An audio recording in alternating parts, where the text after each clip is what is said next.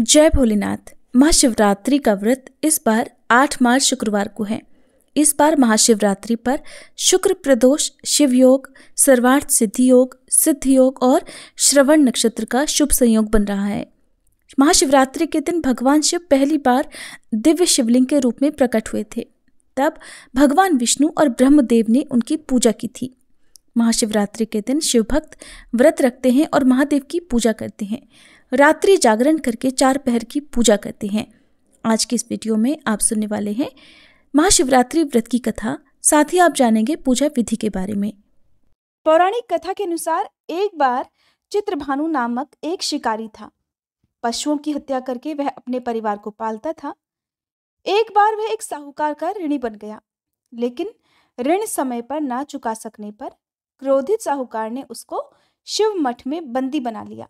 जिस दिन बंदी बनाया, संयोग से उस दिन शिवरात्रि थी।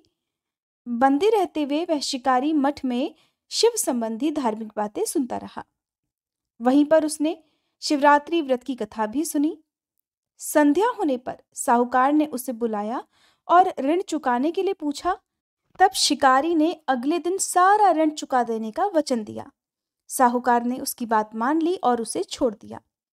शिकारी जंगल में शिकार करने के लिए निकला, लेकिन दिन भर बंदी गृह में रहने के कारण वह भूख और प्यास से अति व्याकुल था।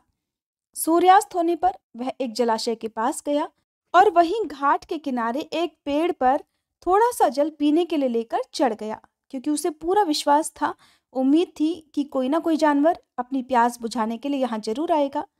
जिस पेड़ पर वह चढ़ा वह बेलपत्र का पेड़ था और उसी पेड़ के नीचे शिवलिंग भी था, जो कि उस समय सूखे बेलपत्रों से ढके होने के कारण दिखाई नहीं दे रहा था। शिकारी को भी इस बात का पता नहीं चला।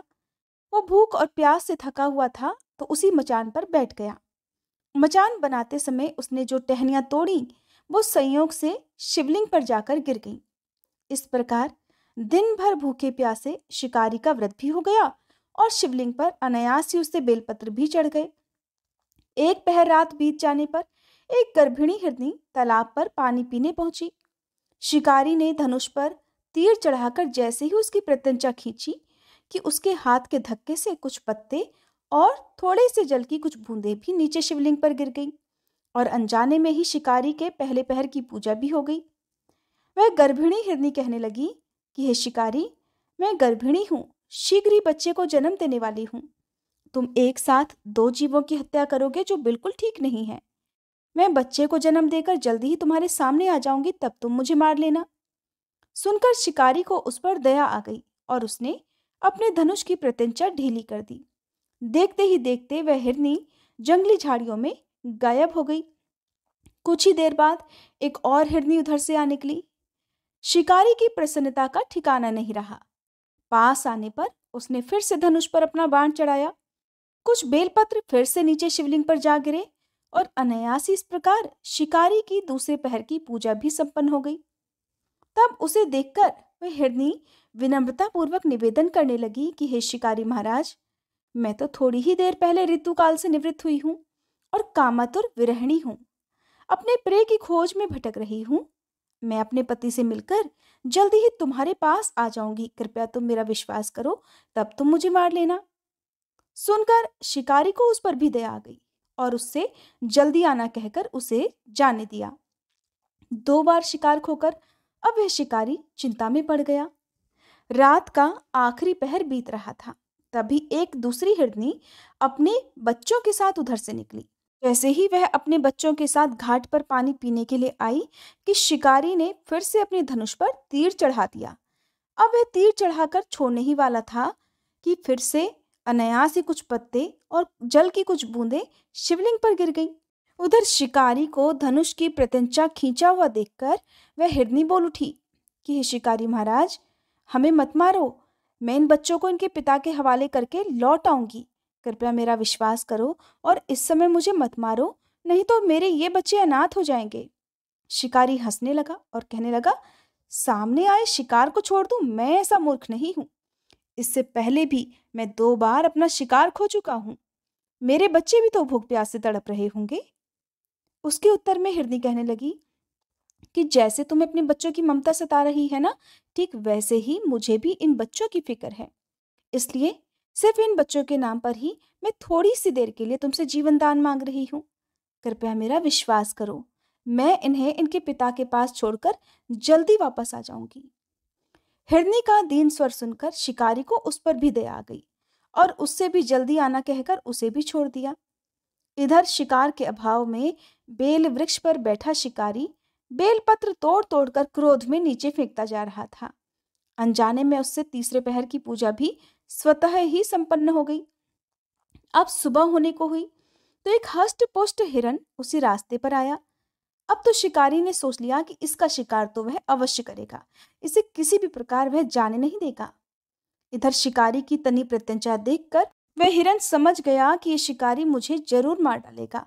फिर भी उसने विनती करते हुए कहा कि भाई, अगर तुमने मुझसे पहले आने वाली 3 हिरनियों और उनके साथ छोटे छोटे बच्चों को भी मार डाला है, तब तो तुम मुझे मारने में भी बिल्कुल देर मत करो, ताकि मुझे उनके वियोग में एक क्षण भी दुख न सहना पड़े, क्योंकि मैं उन हिरनियों का पति हूँ।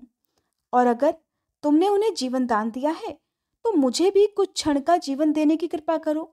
मैं वचन देता हूँ कि उन सब से मिलकर मैं जल्दी ही तुम्हारे सामने उपस्थित हो जाऊंगा। हिरन की बात सुनकर शिकारी ने सारी बातें उस हिरन को सुना दी। इधर जैसे ही शिकारी ने फिर से प्रत्यंचा खींची थी कि अनायास ही फिर से कुछ बेलपत्र और जल की कुछ बूंदें शिवलिंग पर गिर गई। अनजाने में ही चौथे पहर की पूजा भी उससे संपन्न हो गई। सारी बात जानकर हिरन कहने लगा, हे शिकारी महाराज, कृपया मेरा विश्वास करो। मेरी तीनों पत्नियां जिस तरह से तुम्हें विश्वास दिलाकर गई हैं, वे मेरी मृत्यु के बाद अपने धर्म का पालन बिल्कुल भी नहीं कर पाएंगी। इसलिए जैसे तुमने उन्हें विश्वास पात्र मानकर छोड़ा है, वैसे ही मुझे भी जाने दो। मैं उन सब के साथ तुम्हारे सामने जल्दी ही उपस्थित हो जाऊंगा। दिन भर उपवास, रात्रि जागरण और शिवलिंग पर बेलपत्र चढ़ने से उस क्रूर शिकारी का हिंसक हृदय निर्मल हो गया था। उसमें भगवत भक्ति का वास हो गया था। उसका कठोर हृदय अब कोमल भावों से भर गया था।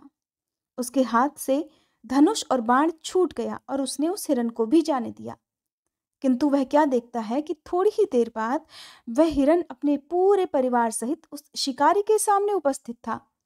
इसलिए उपस्थित था ताकि वह उनका शिकार कर सके।